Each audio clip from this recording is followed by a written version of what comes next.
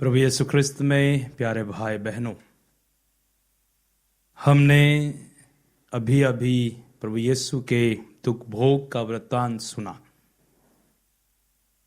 उसके पहले हमने जुलूस में प्रभु का बड़ी भव्य रीति से स्वागत किया।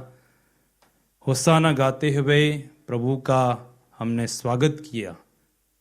हमसे जो बना, चाहे खजूर डालियाँ हो, चाहे हमारी भक्ति हो, हमारी श्रद्धा हो, हमारे विश्वास के साथ हमने हमारे राजाओं के राजा प्रभु का स्वागत किया, जो एक नम्र विनीत बनकर एक राजा होकर भी एक गधे पर आया। उसका हमने अभी इस समारोह के द्वारा उसका वर्णन सुना और उसका हमने मर्म अपने जीवन में लिया। तो प्रभु यीशु ख्रिस्त में प्यारे भाई बहनों, जब आज हम खजूर रविवार मनाते हैं तो कुछ बातें हम अपने जीवन में, अपने जहन में, अपने जीवन के हर पहलू में उसे परख कर देखने का प्रयास करें। तो मैं आपके सामने कुछ बातें आज बताना चाहता हूं। जब हम खजूर रविवार मनाते हैं, प्यारे भाई बहनों, सबसे पहले हमें ये बात याद रखनी है कि हम उस प्रभु का स्मरण मनाते हैं जो मृत्यु पर विजय है। पहली सबसे बात जो खजूर रविवार पर हमें ध्यान रखनी है कि हम उस राजा का स्वागत करते हैं जो मृत्यु पर विजय है। और इसके लिए पहला कुरिन्थियों अध्याय 15 पद संख्या 55 हमें यह कहता है कि मृत्यु का विनाश हुआ, विजय प्राप्त हुई। मृत्यु कहाँ है तेरी विजय, मृत्यु कहाँ है तेरा दंश।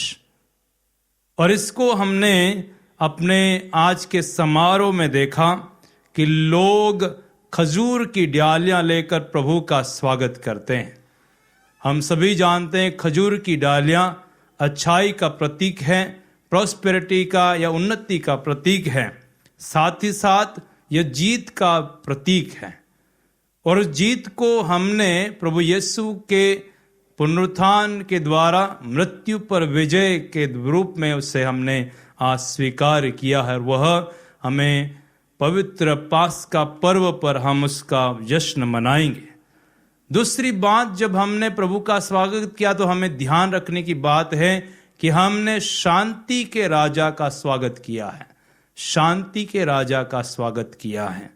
प्रभु ख्रिस्त में प्यारे भाई बहनों, हम नबी जकरियस के ग्रंथ अध्याय 9 पद संख्या 9 में पढ़ते हैं कि वहां पे हमें मालूम पड़ता है कि नबी कहता है, सियोन की पुत्री आनंद मनाओ, यरूशलेम के पुत्र जय जयकार करो, देख तेरा राजा आ रहा है, वह न्याय विजय राजा है, वह विनम्र है, वह गधे पर सवार होकर आ रहा है।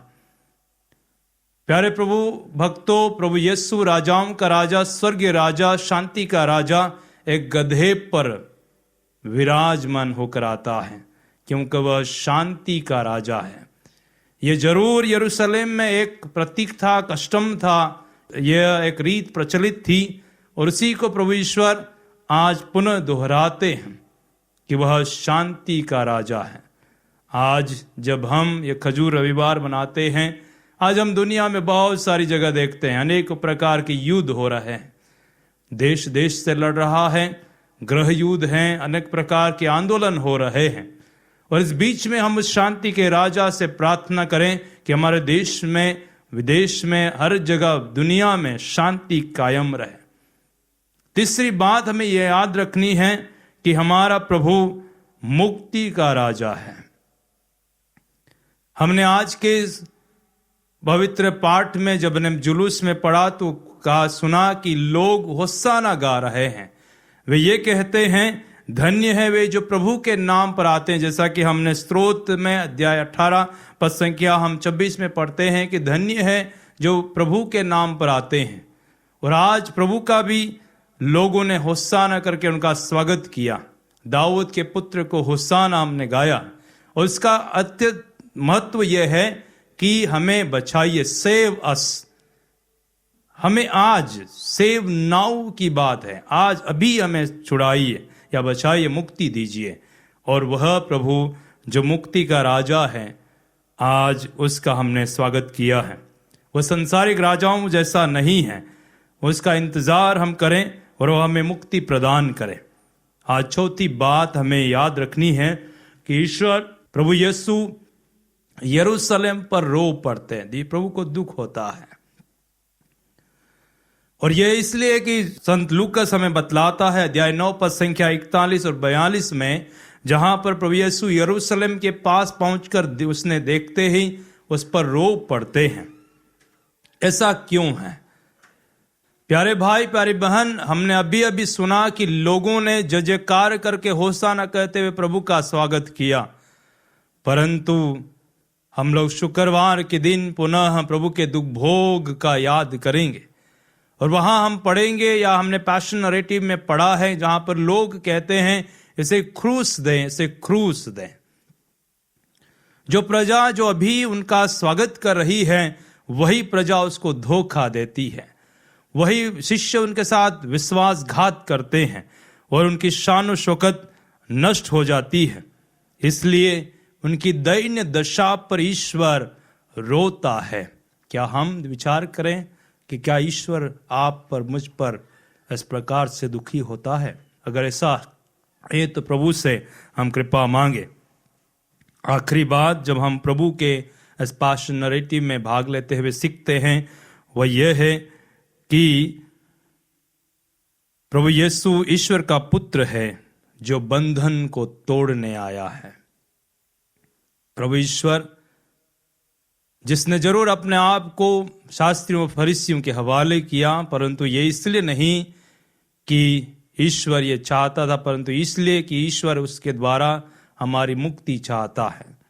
और इसलिए उन्होंने शिष्यों को रोका। इसलिए उन्होंने कहा कि क्या अगर मैं प्रभु से प्रार्थना करता तो वह 12 स्वर्गदूतों की सेना नहीं भेज देता? इसलिए ईश्वर आज हमें ये सिखलाते हैं कि प्रभु यीशु इसलिए दुख भोग के लिए तैयार हुआ ताकि वह हमारे बंधन को, चाहे मृत्यु के बंधन हो, पाप के बंधन हो, चाहे वह अंधकार के बंधन हो, शैतानी बंधन हो या सांसारिक बंधन हो, उनसे मुक्ति देने के लिए हमारे लिए उन्होंने आज इस क्रूस रविवार में अपने आप को दुख भोग के लिए समर्पित किया। आइए हम उस प्रभु का यशोगान करें, उस शांति के राजा का यशोगान करें, मुक्ति के राजा का यशोगान करें, और उसके पावन दुख भोग में भाग लेते हुए आने वाले पवित्र सप्ताह में हम प्रवेश करें, जिससे ईश्वरीय त्याग, बलिदान और प्रेम का हम अनुभव करते हुए मृत्यु पर विजय प्राप्त करें।